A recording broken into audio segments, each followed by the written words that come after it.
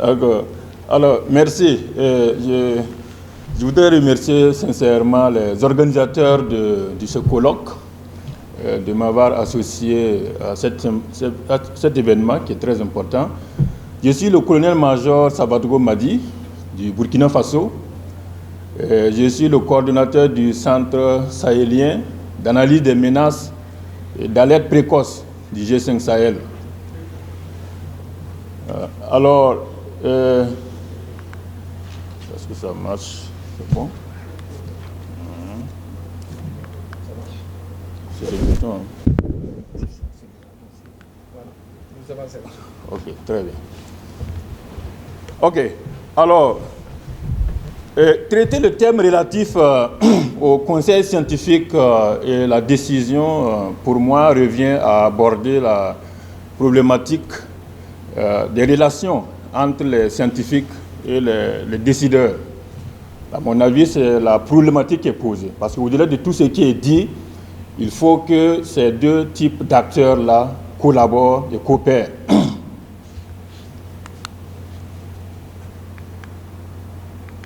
Pardon. OK. Alors, ces deux types d'acteurs vont collaborer dans quel contexte?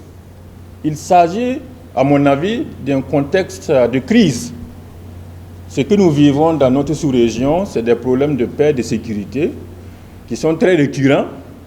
Et là où les facteurs, les acteurs et les moyens de la violence se renouvellent et se reproduisent. Oui. Et ce qui fait que nous avons une situation complexe, difficile à gérer. Voilà. Nous notons qu'au cours des 10 dernières années, la bande sahélo-saharienne est devenue synonyme d'instabilité et d'insécurité. Et ce contexte-là est caractérisé par tout ce qu'on a comme trafic d'armes, de drogue, etc., la contrebande.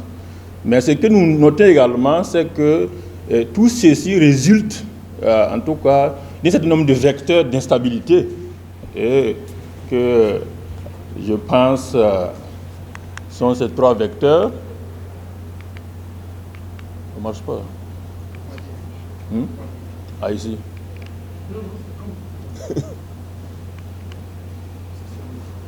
C'est ça, j'appuie?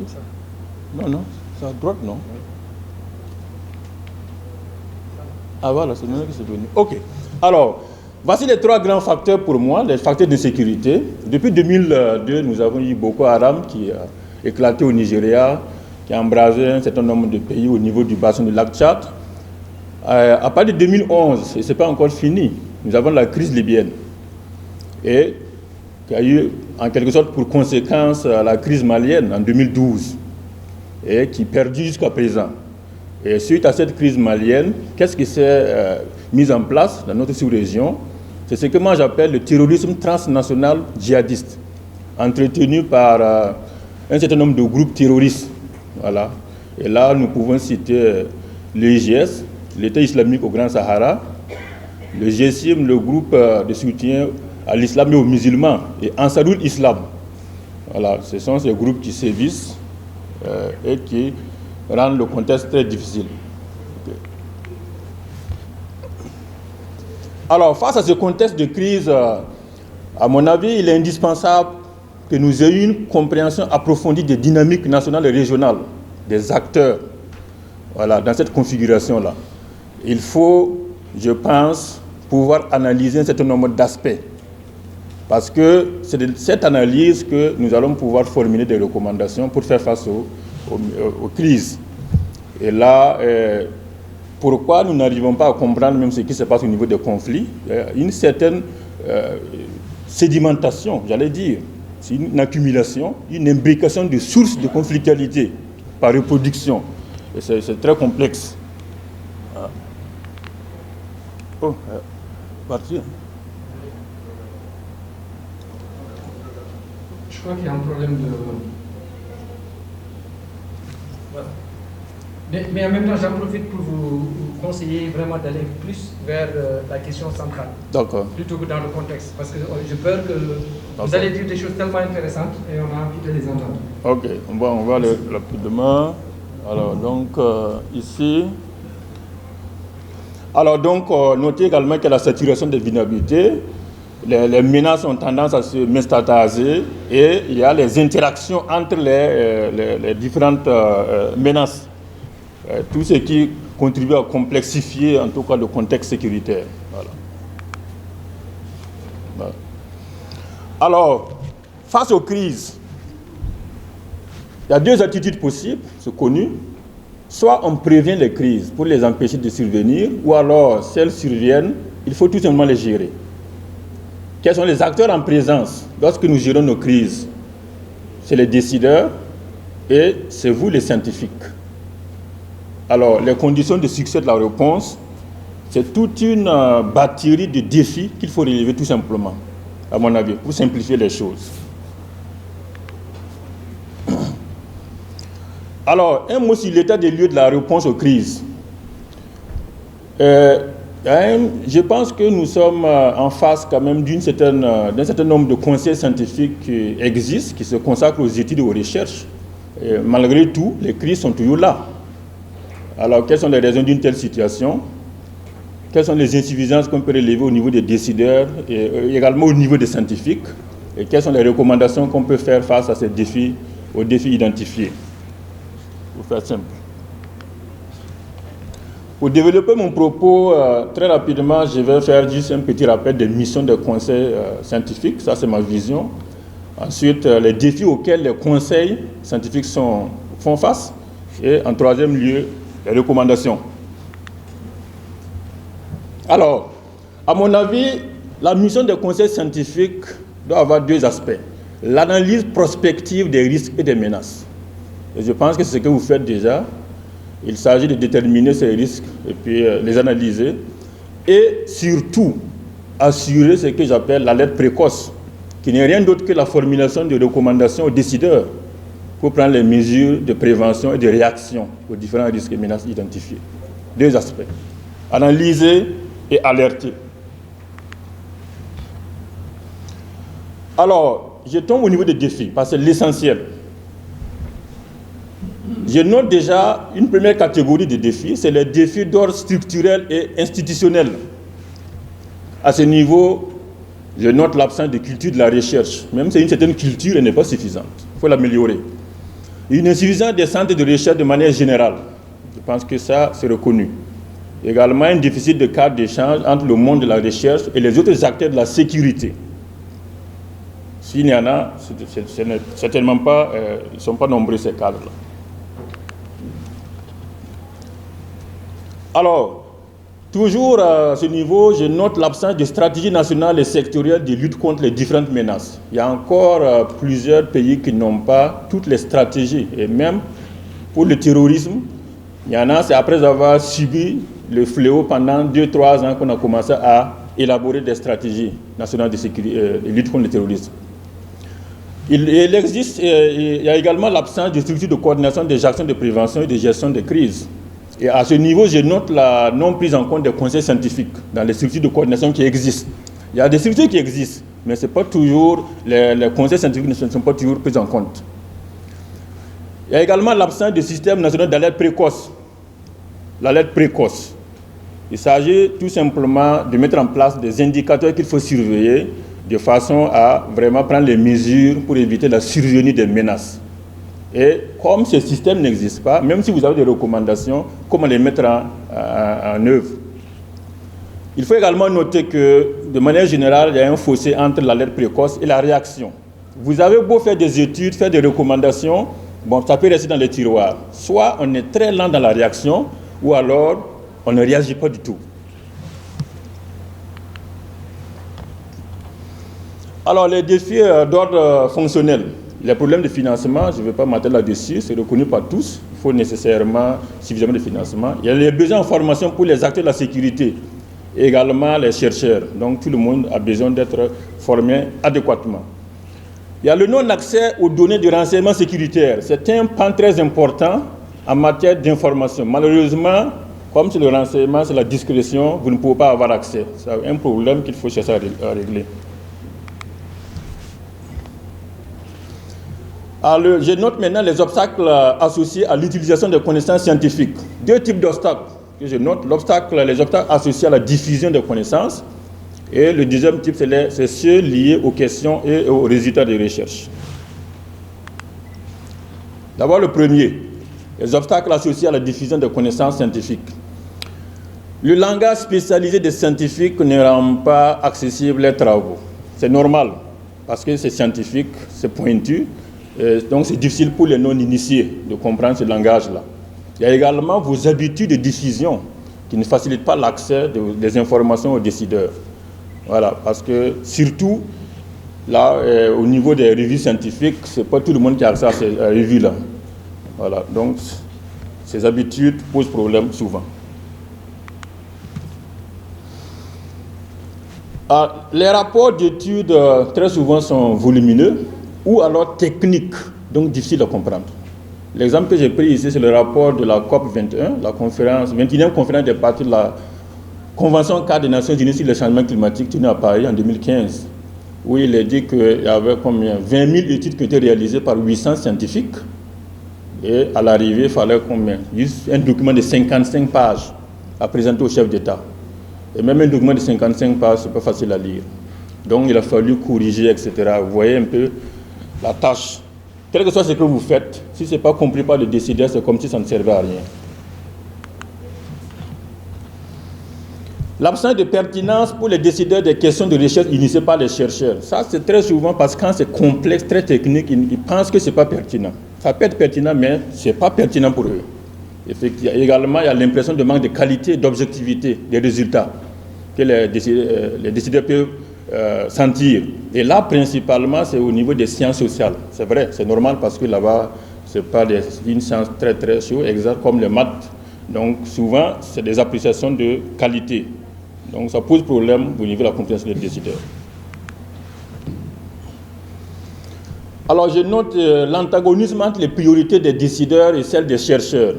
Vous n'avez pas forcément les mêmes priorités. Certains décideurs politiques voient tout à travers le prisme politique. Et ils ont juste le filtre politique, ils voient tout politiquement. Alors, comment j'utilise ce que vous m'avez donné pour gagner l'électorat, etc.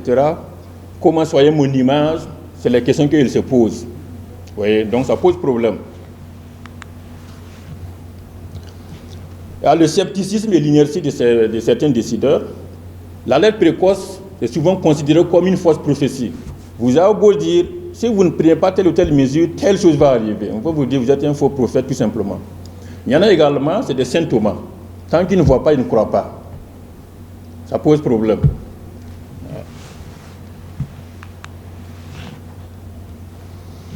Alors, la faible importance accordée au conseil scientifique, en quelque sorte, c'est la méconnaissance de votre rôle. Et là, il y a la non prise en compte, effectivement, des conseils dans les dispositifs nationaux existants de prévention et de gestion. Il y a l'insuffisance de la volonté politique dans la création de cadres de promotion des conseils scientifiques et d'une manière générale, la création des centres nationaux publics d'études. Souvent, c'est des centres qu'on met en place de façon tardive. Voilà. Et également, l'absence de politique de promotion des centres d'études privés. Parce qu'il faut développer les deux types de structures de recherche.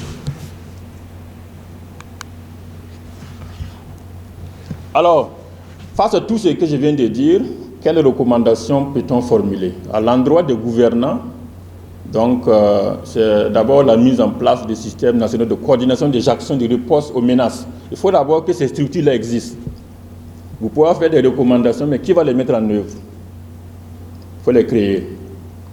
Il y a la mise en place des systèmes de communication entre conseils scientifiques et décideurs. Peut-être dans certains pays ça existe, mais dans d'autres ce n'est pas évident. Mais il faut trouver en tout cas des cadres pour que les scientifiques et les décideurs se rencontrent régulièrement pour échanger. Il faut mettre en place des dispositifs opérationnels inclusifs et participatifs de gestion des crises. Et là, il faut prendre en compte tous les acteurs, voilà, y compris les conseils scientifiques. Voilà. Il faut accroître l'expertise des conseils scientifiques, c'est normal, c'est à travers le renforcement des capacités. L'élaboration des stratégies nationales et sectorielles de lutte contre les différentes menaces. Il faut que tous les pays soient dotés de stratégies.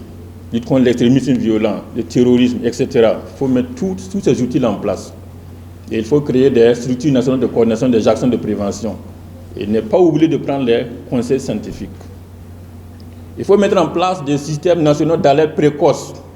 C'est absolument nécessaire. L'alerte précoce, en mettant l'accent sur les alertes précoces communautaires. Pour chaque type de menace, il faut des systèmes d'alerte précoce.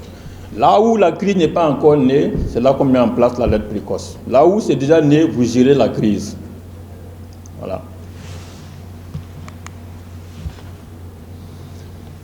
Il faut créer des cadres de rencontre avec des décideurs et scientifiques, c'est déjà dit. Des cadres de promotion des conseils scientifiques et des centres nationaux d'études, surtout pour les pays qui n'en ont pas. Il faut faire la promotion des centres privés d'études. Voilà, parce qu'on ne peut pas gagner la guerre seul. Et il faut allouer suffisamment de ressources financières, soit au niveau des budgets ou en tout cas en s'appuyant sur les appuis des partenaires pour appuyer les conseils scientifiques.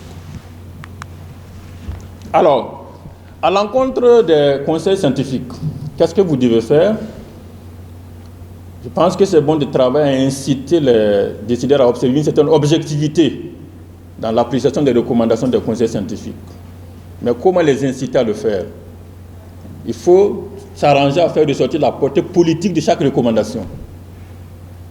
Voilà. Il s'agit en quelque sorte de les mobiliser sur la base de leurs intérêts politiques et stratégiques. Voilà. Il faut pouvoir rédiger des fiches synthèses, des rapports d'études à soumettre aux décideurs. Voilà. Parce que tout ce qui est volumineux, ils ne lisent pas. Vous allez trouver un chef qui dit que lui ne lit pas un document de plus d'une page. Quelle que soit l'idée que vous voulez lui soumettre, si ça dépasse une page, je ne lis pas. Vous faites comment?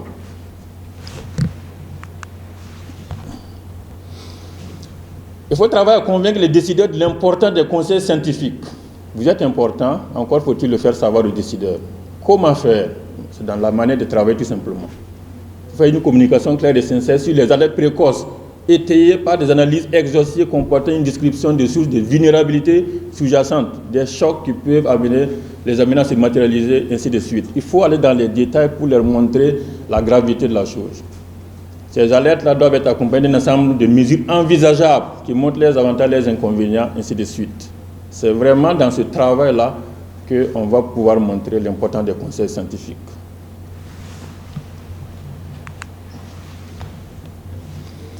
Il faut proposer, à mon avis, des activités destinées à briser le mur entre les décideurs et les chercheurs. Il faut briser ce mur. Il faut un rapprochement. Je crois savoir que la plateforme qui sera mise en place pourra avoir peut-être un plan d'action pour qu'on n'ait pas inscrit quelques activités dans ce sens, à ce niveau. Vous devez pouvoir collaborer également avec les autres structures nationales, régionales et internationales en charge de la recherche. Comme je le disais tantôt, on ne gagne pas la guerre seul.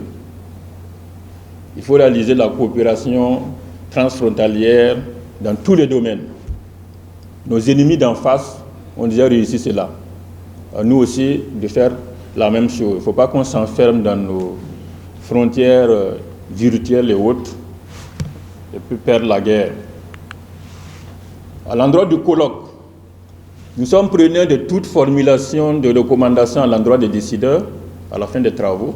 Tout ce qui visera à améliorer les rapports entre les décideurs et les conseils scientifiques et tout ce qui va contribuer au renforcement des capacités des conseils scientifiques. Pour terminer, il vaut mieux prévenir que guérir. À mon avis, l'aspect de votre mission, c'est surtout la prévention.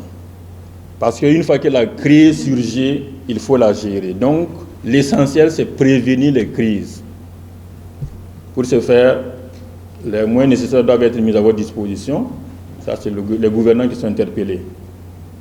Mais, pour ce qui vous concerne, vous devez également vous donner les moyens de vous vendre à travers la quête permanente de l'excellence. C'est très convaincant. Merci pour votre attention. Voilà, merci beaucoup.